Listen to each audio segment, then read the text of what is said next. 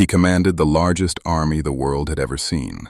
200,000 soldiers awaited his orders. He controlled an empire of 60 million souls, stretching from Britain to Mesopotamia. He could have had anything, done anything, been anything. And every night, alone in his tent on the frozen banks of the Danube, while his soldiers slept and enemies gathered in the darkness beyond, he picked up a pen and reminded himself that none of it mattered.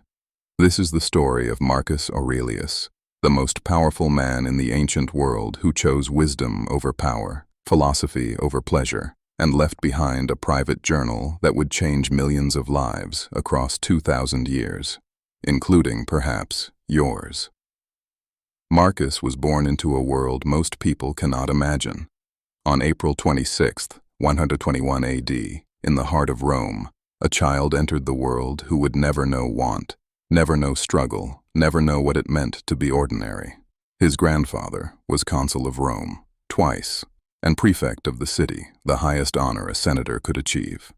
His grandmother controlled one of the largest fortunes in the entire empire. His aunt was married to the man who would become the next emperor. From the moment he drew his first breath, Marcus Aurelius was destined for power. Every door was open, every path was paved, every advantage was his by birthright. But here's what makes his story different from every other prince in history. Here's what separates Marcus from the countless heirs who squandered their privilege on pleasure and excess. At 17 years old, Emperor Hadrian himself, the ruler of the known world, looked at young Marcus and saw something rare, something worth cultivating. Hadrian arranged for Marcus to be adopted into the imperial succession. The teenager was marked as a future ruler of Rome. But Marcus would not take the throne for another 23 years. 23 years of waiting. 23 years of watching emperors rule and die. 23 years of preparing for a burden most men would crumble beneath. And in those long years of preparation, something happened that would separate Marcus from every emperor who came before or after. Something that would transform him from a privileged heir into a philosopher king. He discovered the Stoics. His teachers gave him the finest education Rome could offer. The greatest rhetoricians taught him the arts of persuasion. The most celebrated scholars filled his mind with literature and history. He learned to speak beautifully, to argue convincingly, to perform the role expected of a future emperor. Marcus found it all hollow. Empty exercises and words without wisdom. Then he encountered the writings of Epictetus. Epictetus was not a senator or a scholar. He was a former slave, a man who had been tortured by his master so severely that he walked with a permanent limp. A man who had been exiled from Rome, who owned nothing, who had lost everything the world considers valuable. And this broken, crippled slave taught the future emperor of Rome the most important lesson of his life. It is not things that disturb us, but our judgments about things. In that moment, Marcus understood. All his wealth, all his power, all his privilege, none of it could give him what Epictetus had found in chains: peace, freedom, mastery over his own mind. From that moment forward, Marcus faced a choice that every person with power must eventually face. Use that power to satisfy every desire, to indulge every appetite, to drown in the pleasures that unlimited wealth can buy. Or use it to become something greater, something worthy, something that would outlast marble and gold.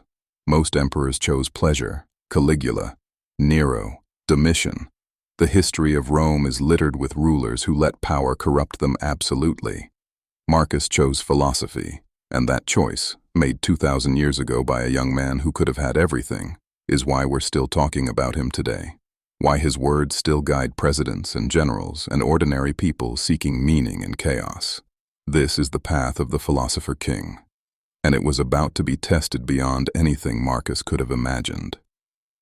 On March 7th, 161 AD, Marcus Aurelius finally became emperor of Rome. He was 40 years old. He had spent his entire adult life preparing for this moment, studying philosophy, learning the machinery of government, watching his adoptive father, Antoninus Pius, rule with wisdom and restraint. Now, the empire was his, And his first act as emperor shocked everyone who knew him. He voluntarily shared power. Marcus elevated his adoptive brother Lucius Verus to rule alongside him as co-emperor with equal authority. For the first time in Roman history, there would be two emperors of identical constitutional status. Think about what this means. After 23 years of waiting, Marcus finally held absolute power over 60 million people. He could command armies, make laws, condemn men to death with a word. No one could stop him. No one could question him. And his first decision was to give half of it away. This was not weakness. This was not naivety. This was philosophy in action. The Stoics taught that we are all connected, all part of a greater whole, a universal reason they called the logos. Marcus believed that ruling alone, hoarding power for himself, would be a betrayal of everything he had learned. He wrote, "We are all working together to one end, some with knowledge and design, and others without knowing what they do." Marcus saw himself not as a master, but as a servant, not as a god, but as a steward. But the universe, it seems, had other plans for the philosopher-emperor. The Parthian Empire invaded from the east, threatening Rome's richest provinces. Germanic tribes massed along the Danube, probing for weakness. The frontiers that had been stable for generations suddenly erupted in violence. Marcus had dreamed of a reign of peace and philosophy. He had imagined himself discussing ethics with scholars, reforming laws, bringing justice to the empire. Instead, he would spend 17 of his 19 years as emperor, at war. The philosopher, who wanted nothing more than to study and teach, found himself leading armies through frozen wastelands, sleeping in tents, watching men die in the mud. But the wars were only the beginning of his suffering. In 165 AD, Roman soldiers returning victorious from the Eastern campaign brought something back with them, something invisible, something that would kill more Romans than any enemy army: the Antonine Plague. We don't know exactly what it was. Possibly smallpox, possibly measles. What we know is that it spread like wildfire through the empire, carried along the very roads and trade routes that made Rome great.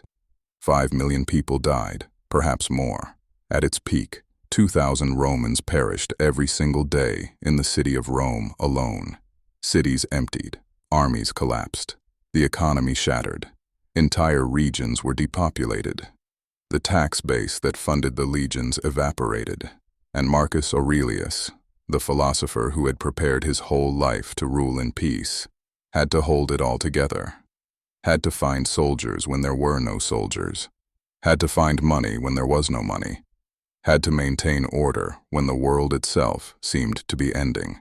But the empire's suffering was nothing compared to what happened in his own home. Marcus and his wife Faustina had 13 children together. 8 of them died before reaching adulthood. 8 times, Marcus held a child in his arms and watched the life leave their eyes. 8 funerals, 8 small bodies prepared for burial. 8 times, he had to continue ruling an empire while his heart shattered. We cannot imagine this pain. We cannot comprehend what it means to bury child after child while the weight of the world presses down on your shoulders. How does a man endure this? How does anyone survive such loss without breaking completely? Most would rage against the gods. Most would descend into bitterness and despair. Most would abandon any belief in meaning or justice or purpose. Marcus did something different. He wrote, not for publication, not for posterity, not for anyone but himself. He wrote to remind himself of what he believed, to hold on to wisdom when grief threatened to drown him, to practice, in the darkest moments, the philosophy he had studied in the light. If you're finding wisdom in these ancient stories, consider subscribing to Eudaimonia. We explore the philosophy that built empires and can transform your life. The book we call Meditations was never meant to be published. Marcus wrote it for himself, and himself alone. Private notes, personal reminders, a conversation between a man and his own soul in the darkest hours of the night. He titled it simply, To Himself. He wrote while leading armies through hostile territory. He wrote while plague ravaged his cities. He wrote while burying his children one by one. He wrote while an empire crumbled around him and enemies gathered at every border. And what did the most powerful man in the world write about? When you arise in the morning, think of what a precious privilege it is to be alive, to breathe, to think, to enjoy, to love. He wrote about gratitude. The emperor who had lost so much reminded himself every morning to be thankful for what remained. You have power over your mind, not outside events. Realize this, and you will find strength. He wrote about control, what we have and what we don't. He couldn't control the plague. He couldn't control the barbarians. He couldn't save his children. But he could control his own mind, his own responses, his own character. Waste no more time arguing about what a good man should be. Be one. He wrote about action over words. Philosophy wasn't something to debate, it was something to live. The happiness of your life depends upon the quality of your thoughts. He wrote about the mind as the source of all happiness and all suffering, not circumstances, not fortune, not the external world, the mind. These private notes, discovered after his death, became one of the most influential books in human history. For nearly 2,000 years, presidents and generals, philosophers and prisoners, entrepreneurs and ordinary people seeking meaning have turned to Marcus's words. Not because he was an emperor, because he was human, struggling with the same fears and losses and doubts that we all face, and he found a way through. Every morning, before the demands of empire consumed him, Marcus prepared himself for the day ahead with a specific meditation. When you wake up in the morning, tell yourself, the people I deal with today will be meddling, ungrateful, arrogant, dishonest, jealous, and surly. This sounds pessimistic, cynical even. But Marcus wasn't finished. They are like this because they cannot tell good from evil. But I have seen the beauty of good and the ugliness of evil, and have recognized that the wrongdoer has a nature related to my own, not of the same blood or birth, but the same mind, and possessing a share of the divine. He prepared for the worst in others, so he could respond with the best in himself. He expected difficulty, so he wouldn't be destroyed by it when it came. This is Stoicism in action. Not cold indifference, not emotional suppression, not pretending that pain doesn't hurt, but radical preparation for reality, and radical compassion despite it. Every evening Marcus reviewed his day with equal rigor. What have I done that was wrong? What duty have I left undone? What good have I failed to do? He held himself accountable, not to priests or advisors or the public, to himself, to his own highest standards, to the person he was trying to become. By 180 AD, Marcus Aurelius had been at war for 17 years. He had lost children, friends, and his co-emperor Lucius Verus. He had watched plague devastate his people and barbarians burn his cities. He was tired. His body was failing. The end was near, and he knew it. And still he wrote, "Accept the things to which fate binds you, and love the people with whom fate brings you together, and do so with all your heart." He loved his people, even when they disappointed him, even when they failed him, even when the weight of empire crushed down on his shoulders, and every day brought new catastrophe.